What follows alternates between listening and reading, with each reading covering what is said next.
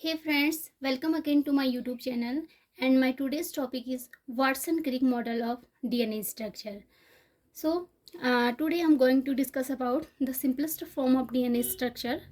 Here you can see ये है DNA का द्विकुंडलीय मॉडल यानी डबल हेलिकल स्ट्रक्चर जिसमें कि डीएनए के दोनों कुंडलियाँ या हेलिक्स जिनको हम कहा जाता है ये होते हैं helix. This is one helix and this is the second helix which जो कि क्या होते हैं एक दूसरे से एंटी पैरेलल फॉर्म में इस प्रकार से जुड़े रहते हैं जो एक दूसरे के क्या होते हैं एंड जो उनके होते हैं वो अपोजिट होते हैं.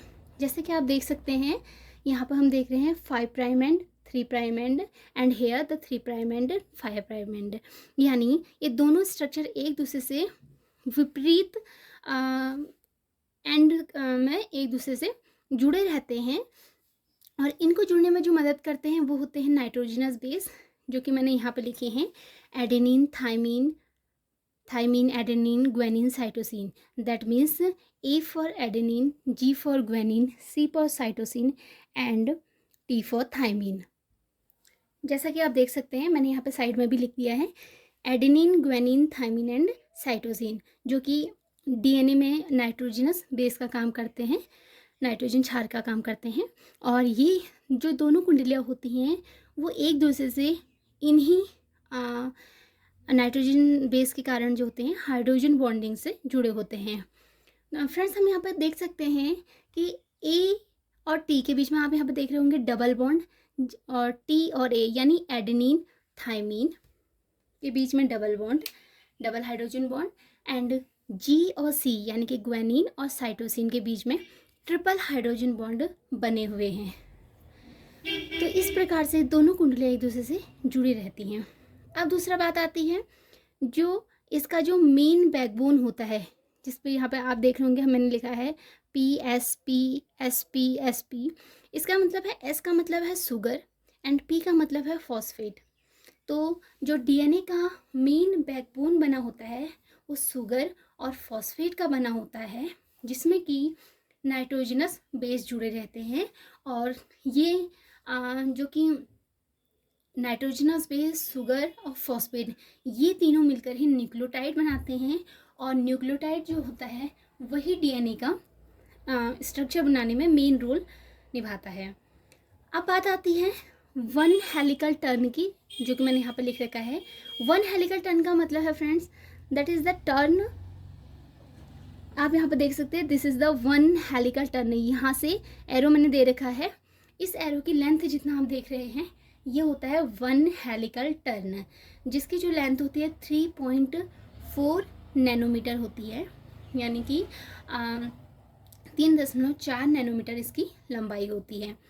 नेक्स्ट बात आती है मेजर ग्रुप और माइनर ग्रुप की. दो चीज़ें जो मैंने यहाँ पे लिख रखी हैं. अब ये क्या होते हैं पहले हम बात करते हैं मेजर ग्रुप की. मेजर ग्रुप यानी ग्रुप का मतलब होता है कि गड्ढे जिनको हम कह सकते हैं. तो मेजर ग्रुप हम यहाँ पे देख सकते हैं, ये देखिए इन हेलिक्स के बीच में जो ये बड़ा सा गड्ढा बना हुआ है this is known as major group. ये मैं समझने के लिए आपको बोल रही हूँ गड्ढा करके. And here you can see ये जो छोटा सा ग्रुप यहाँ पे बना हुआ है this is known as minor group. नाम से ही डिफाइन हो रहा है मेजर एंड माइनर. उसके बाद आता है ये तो डीएनए के स्ट्रक्चर के बारे में हो गया कि डीएनए का स्ट्रक्चर क्या होता है, कैसे बना होता है और उनमें कौन कौन सी चीज़ें इन्वॉल्व होती हैं.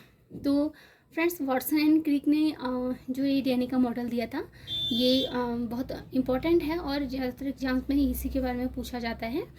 और तो यहाँ पे जो होता है एक सिंपलेस्ट फॉर्म जो डीएनए के स्ट्रक्चर के बारे में है वो मैंने आपके साथ डिस्कस किया है.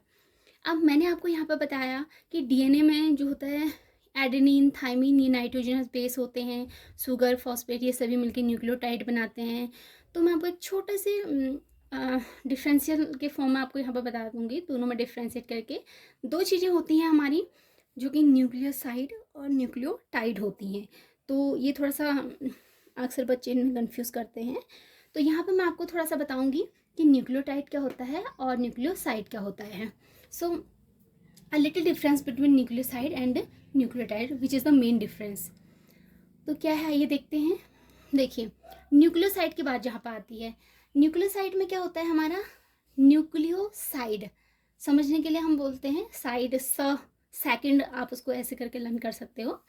तो न्यूक्लियोसाइड में दो चीज़ें सिर्फ होती हैं, क्या होती हैं दो चीज़ें, नंबर 1 तो होता है नाइट्रोजनस बेस, और नंबर 2 पेंटोस शुगर, यानी जो है हमारी 5 कार्बन की शर्करा जिसको हम कहते हैं। तो ये देखिए नाइट्रोजन बेस और पेंटोस शुगर। अब यहाँ पे मैंने स्ट्रक्चर बना रखा है, इस स्ट्रक्चर से आप कैसे समझोगे, इस स्ट्रक्चर में से हमने कहा कि न्यूक्लियोसाइड में सिर्फ नाइट्रोजनस बेस और पेंटो शुगर होती है। तो नाइट्रोजनस बेस और पेंटो शुगर आपकी ये रही, ये है पेंटो शुगर, ये है नाइट्रोजनस बेस। तो ये दोनों क्या होंगे, मिल करके न्यूक्लियोसाइड बनाएंगी। फिर बात आती है न्यूक्लियोटाइड की। न्यूक्लियोटाइड में जो होता है 3 चीज़ें होती हैं, टाइड नाम से डिफाइन हो रहा है, 3 चीज़ें होंगी, नाइट्रोजनस बेस, पेंटोस शुगर और फॉस्फेट ग्रुप, यानी इसमें एडिशनल फॉस्फेट ग्रुप जुड़ जाएगा। तो ये जो पूरा स्ट्रक्चर है हमारा, ये स्ट्रक्चर है न्यूक्लियोटाइड का, ठीक है। ये स्ट्रक्चर हो गया हमारा न्यूक्लियोटाइड का स्ट्रक्चर हो गया। और जबकि अगर इसमें से हम फॉस्फेट ग्रुप को रिमूव कर देते हैं तो वह हमारा न्यूक्लियोसाइड हो जाएगा। बाकी चीज़ें मैंने इसमें लगभग सभी इंक्लूड कर ली हैं। तो एक नाइट्रोजन बेस के बारे में मैंने आपको कहा था, जिसमें कि मैंने आपको 4 नाइट्रोजन बेस बताए थे। और इनमें भी क्या होता है कि जो एडेनिन ग्वानिन होते हैं वो प्यूरिन फैमिली में, और जो थायमिन साइटोसिन होते हैं वो हमारे पिरिमिडिन में आते हैं। ये थोड़ा सा डिटेल में हो जाता है, but it's enough now. So thank you so much friend, and बहुत ही जल्द मैं ऐसी शॉर्ट वीडियो आपके लिए फिर से लेके आऊँगी। So thank you so much.